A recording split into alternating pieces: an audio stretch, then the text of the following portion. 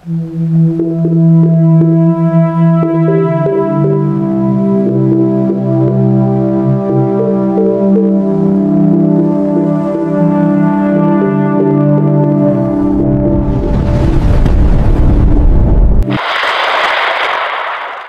umaga, ito ng ating update sa magiging tayo ng panahon sa susunod na 24 oras.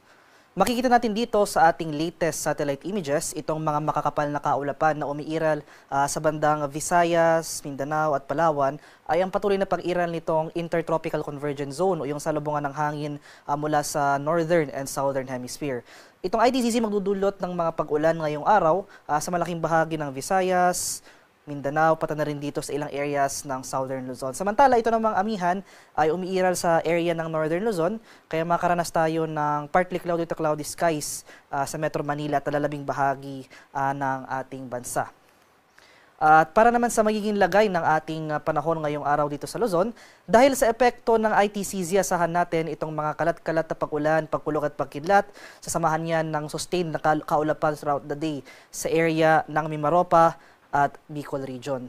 Samantala for Metro Manila and the rest of Luzon, ay generally fair weather ang ating inaasahan, pero itong eastern section ng Northern and Central Luzon sa may bandang Cagayan Valley, Cordillera, Administrative Region at sa area ng Aurora, asahan natin dyan yung mga tsansa ng mga kaulapan at mahihinang pag-ulan na dulot ng amihan.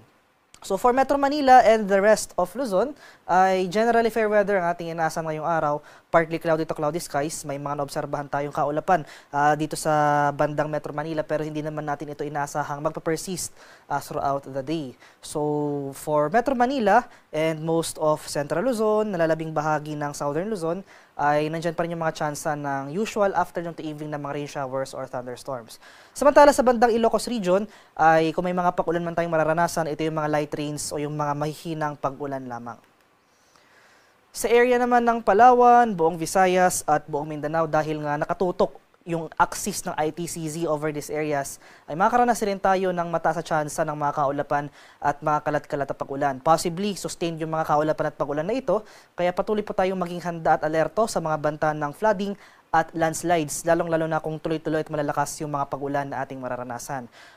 Sa kalagayan naman nating karagatan, kaninang alas 5 ng umaga nag-issue na tayo ng final na gale warning. So as of 5 AM, wala na tayong gale warning na nakataas, pero iba yung pag-iingat pa rin sa ating mga kababayan na maglalayag sa seaboards ng Northern Luzon dahil posible tayong makaranas dyan ng katamtaman hanggang sa maalong karagatan.